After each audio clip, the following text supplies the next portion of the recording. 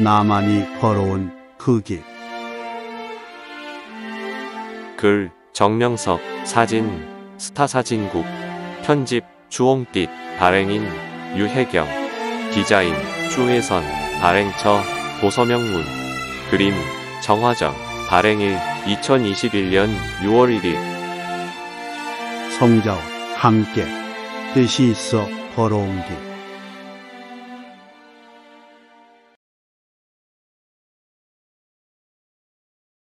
윷, 황금굴, 양압한굴. 아는 자의 것이다.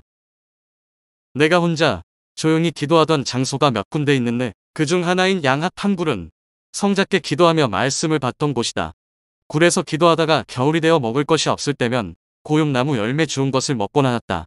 천덕굴에서 기도하다가 금 캐는 자들이 광산업을 할 때 이곳으로 옮겨서 기도를 했다. 양압한굴 또한 금을 많이 캐서 유명한 장소로 금맥 두 줄이 한 개로 합쳐졌다고 하여 양압한이라 이름 붙였다. 굴은 1층과 2층으로 나누어져 있고 2층은 햇빛이 잘 들어오게 되어 있다. 1층에는 물이 나와서 물을 잘 모았다가 그 물로 몸을 씻기도 하였다. 나무하러 다닐 때는 나무찜을 치고 그 길로 왔는데 여름에 양압한굴에 들어가면 냉장고에 들어간 것 같이 시원했다. 그래서 그곳에서 쉬다가 나오곤 했다. 그때 천장에 황금이 누렇게 붙어 있었는데 설마 여기에 금이 있을까? 하고 건성으로만 보고 살았다. 천장에 많은 금이 있었는데 몰랐다. 그 후에 알고 보니 월명동 전체는 금강의 상류지역이라 물이 깨끗할 뿐 아니라 금맥이 둘러싸고 있어 이 지역과 부근에서 금을 엄청나게 캐냈다고 한다. 그래서 옛날에는 금강 물줄기에서 태금하는 자들이 많았다. 밥할 때 물로 쌀을 씻고 이러 돌을 골라내듯이 태금할 때 금강 물로 흙과 모래를 일면 금이 나왔다고 한다. 고로 금강은 에덴 동산의 비송강 같기도 하다. 성경 창세기 2장에 말씀하신 이상세계 에덴 동산에 해당되는 안경을 하나님은 이 시대에도 만들어 두신 것이다. 그리고 그곳에서 하나님의 사람이 나게 하셨다. 작은 형이 금덩이 발견한 사연. 내가 군대 가기 전 1960년대 초였다. 작은 형님 광석 형이 동네 친구인 아랫집 고씨가 나오는 한 꿈을 꾸고 어머니께 이야기하니 어머니는 내 아버지가 그런 꿈을 꾸면 꼭 금을 캤다 하고 말해주었다. 작은 형은 이에 감동되어 친구와 양합판에 가서 금을 찾다가 발견했다. 처음에는 금인지 모르고 토금은 모두 파내버리고 금이 박힌 돌덩이 몇 개만 캐와서 그것이 금이 확실한지 금박사인 아버지께 물었다. 베개만 한 돌에 금이 노랗게 박힌 금돌을 가져왔을 때 아버지도 보고 놀랐다. 황금 덩어리를 어린 자들이 캐가지고 온 것이었다. 그런데 그 자리에서 우와, 황금덩이다 하고 그대로 말하면 어린 것들이 놀라 심장마비라도 나서 죽을까봐 또 좋아 미쳐버릴까봐 아버지는 지혜롭게 금은 금인데 오늘 품삯 벌었네. 쌀 몇 가만이 됐겠다 라고 말했다. 내가 양압한 거기 바위가 노래요 하니 결국 아버지가 가보게 되었고 그곳의 금을 보고 깜짝 놀랐다. 당시 아버지가 광산주에게 이야기하여 허락받고 거기서 금을 파냈다. 총 30냥쯤 나왔다. 광산주에게 3분의 1을 주고 나머지 20냥은 친구와 둘이 나눠서 각각 10냥씩 가졌다. 그 금으로 우리 집은 경기도 광주에 땅 10,000평을 사서 과수원을 만들었다. 인간이 너무 모르니 하나님은 자신의 뜻을 위해 인간을 위해 늘 틀어 역사하신다. 금 캐기 전에 하루는 작은 형이 앞산 나무 쉼터에서 같이 쉬면서 나에게 말하길 아버지는 지금껏 금 300건을 캐고도 그 많은 금은 어찌하고 자식들에게 이 고생을 시키며 가난해서 늘 허리끈을 졸라매냐? 부끄러워 어디서 말도 못한다. 라고 안탄하며 탄식했다.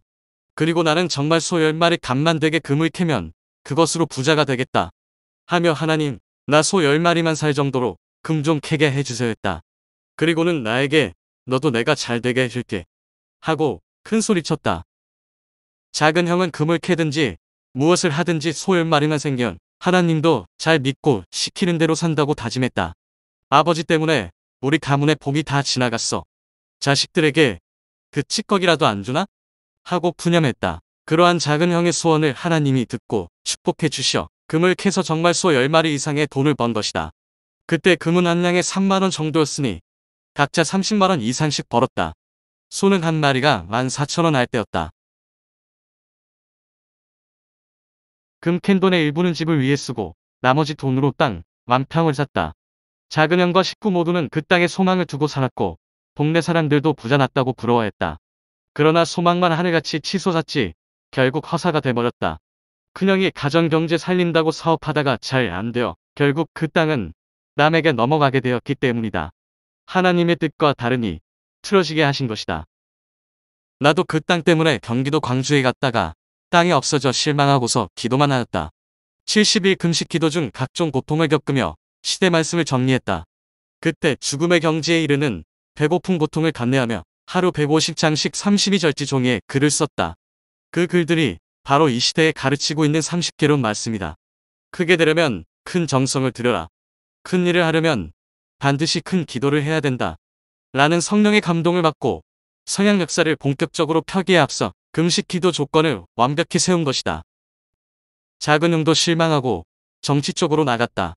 그런데 어느 날 성자께서 나로 하여금 이야기하게 하여 형은 그 길 가지 말고 신학교에 가라 했다. 처음에는 절대 목사 안 하고 정치인이 되겠다고 하다가 결국 성자가 틀어 신학교에 가게 되었다. 이후 목사가 되어 평생을 주의 사명인 목회를 하며 교계에서 총회 서기도 맡고 노회장도 지냈다. 큰형도 땅이 그리 되고 실망한 후 신학교에 가서 목사가 되어 결국 주의 사역을 70세까지 평생 하면서 노회장뿐 아니라 총회에서 중직자 사명을 맡아 하기도 하였다. 이같이 하나님의 뜻이 있으니 금을 캤어도 전후 상황이 똑같았던 것이다. 성자는 땅 10,000평을 거두시고 우리 형제 모두 하늘의 일을 하는 사역자로 쓰셨다.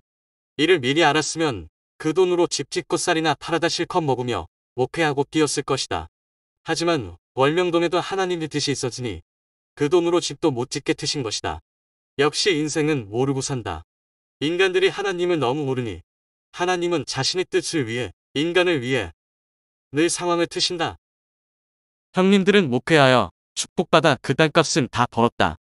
땅값이 이후에는 100억 정도 됐겠지만 하나님은 땅보다 더 나를 통해 더 큰 축복을 주시려고 하나님이 시대에 쓰시는 표상의 가정이 되게 했다. 그리고 축복을 여름철 소낙비같이 내리셨다.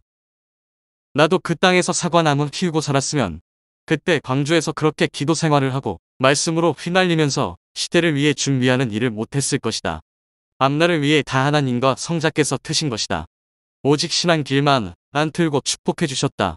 그 당시 형제끼리는 속상하다며 싸우고 엉망했지만 후에는 깨닫고 하나님이 가정을 위해 방향을 트셨다고 하며 너무 좋아했다. 이 같은 사연이 있는 황금굴, 양압 한 굴이다. 결국 그 굴에서 기도함으로 하늘 진리의 황금을 캐려 인류를 구원하는 길을 가고 있으니 양압 한 굴은 생명의 황금굴이다. 내가 금굴을 판 사연.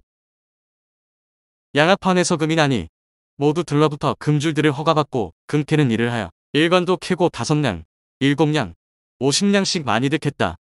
양압판 길 밑에도 금굴이 있어 거기서도 금이 많이 나왔다. 큰 금을 보고 놀라 심장마비가 나서 현장에서 죽은 자도 있었다. 아버지도 한 번은 굴에 다이너마이트를 터뜨리고 가보니 황금이 꽉 절어 있어 굴이 화냈다고 한다. 그래도 안 놀랐단다. 자기 것이지만 하나님의 것이라고 생각했기 때문이다. 성막리 사람들도 금을 많이 캤지만 계속해서 금을 더 캐려다 금값이 금굴 파는 데에 다 들어가서 망한 자도 있고 금광업을 그만하고 땅을 사서 흥한 자도 있다. 광석형의 친구인 고씨 역시 금 캔 것으로 대전에다 땅을 샀는데 녹지대라서 15에서 20년간 안 풀렸다. 기대에 어긋나자 그도 광석형과 같이 신학교에 가서 목사가 되었고 평생 목회하며 대전 노회장까지 됐다. 결국 모두 꿈대로 금을 캔 것은 제대로 못 쓰고 하나님의 일만 한 것이다. 노회장은 한 도시 지역의 교회를 관리하는 총책이다. 우리 마을의 새 집에서 6명의 노회장이 나왔다. 큰형과 작은형 외에도 고신의 2명, 박신의 2명이 노회장을 지냈다. 예수님이 나신 곳, 다윗 동네에 제사장들이 많이 나서 그때 제사장 마을이라고 할 정도였다. 이 시대도 구원자를 보낸 마을에 종교 지도자들이 상상할 수 없이 많이 났다. 목사 12명 이상이 나서 성공적인 큰 목회들을 한 것이다. 나는 이 터전 위에 하나님, 성령, 성자와 일치된 몸이 되어 세계적으로 하나님이 시대 뜻을 폈다. 깨닫고 보면 다 하나님의 천년 혼인잔치 역사였다. 꿈을 이루되 오직 하나님을 위해 하나님과 같이 써야 된다. 내가 그리하지 않았느냐. 사기당한 것을 거울 삼고 평생 그리했다. 나는 그 후에 길 위의 양화판에서 혼자 중간굴을 파 들어갔다. 10m쯤 된다. 거기서 금 한 돌을 캐고 끝났다. 그 금이 세례여왕 같이 먼저 나타난 것이었는데 금줄 방향이 앞으로 나 있나? 생각하고 바보같이 앞으로만 파 들어갔다. 금이 나오면 교회도 짓고 어머니와 아버지께 집도 지어주겠다고 기도했다. 그런데 알고 보니 그 금을 캐낸 곳의 밑쪽, 즉 굴바닥 쪽에 금이 몇 명 묻혀 있었던 것이다. 처음에 금을 발견하고 너무 좋아서 밤잠도 안 자며 어머니께 말하길 내가 금 캐면 집 사줄게요. 아버지는 40년 동안 금 300관을 캤어도 집도 못 사줬다니 했다. 아버지는 금을 캔 후 그 금으로 대전 역전 지역을 다 사려고 계획하고 우선 큰 집 7채를 사서 대전에 자리 잡으랬다고 한다. 그런데 갑자기 6.25 전쟁이 터져 그 꿈은 개꿈으로 돌아갔다. 만약 그때 대전으로 갔으면 나도 못 기르고 자연성전도 못 만들었을 것이다. 나는 양화판에서 금 한 돌을 캐고 곧 금이 더 나올 거라는 희망으로 파 들어갔지만 헛수고였다. 그 굴바닥의 금은 이집 박집사가 알고 캐갔다. 아래 굴의 천장에서 캐갔다. 역시 아는 자의 것이다. 모르면 아는 자를 위해 수고만 한다. 만사가 그러하다. 오직 하나님의 뜻을 알고 순리로 해야지 제 중심으로 하면 억지가 되고 하나님의 뜻을 깨부수니 안 된다. 만일 내가 그곳에서 바닥에 금을 캐냈으면 성자가 선생을 제대로 못 기리게 되니 상황을 틀어버린 것이다. 결국 나는 군대에 가서 국가를 위해 파월되었고 베트남에서 돈을 벌어와 성막교회도 짓고 1970년대 초에 함석집도 지었다. 하나님과 성자의 뜻은 이러한 사연을 남겨 시대에 보낸 자를 역사와 모두 연관짓게 하기 위함이었다. 고로 오직 선위께 다 맡기고 삼위와 함께 해야 된다. 나는 금굴에서 성자께 배우고 노력하여 본 인류의 것인 진리의 보화를 받아와서 절하니 금 캔 것의 수만 배보다 더 큰 축복을 받은 것이다. 또한 월명동은 다 황금빛 나는 보석이요 주 하나님, 성자, 성령의 궁이다. 모두 영원함을 위해 자기 집같이 쓰니 얼마나 좋으냐. 내가 금을 1000관 혹은 1톤을 캤다고 하더라도 이 세상 온 민족에게 영원한 희망을 주며 유익을 줄 수 있겠느냐? 남의 황금을 보고 놀라 심장마비로 죽지 마라. 양화판에서 심장마비 나서 죽은 자는 내가 나무하러 오고 갈 때 같이 앉아 이야기도 나누었던 자다. 50대 남자였다. 그는 금의 가치를 아니까 보고 놀란 것이다. 하지만 금은 고급수의 덩이에 불과하다.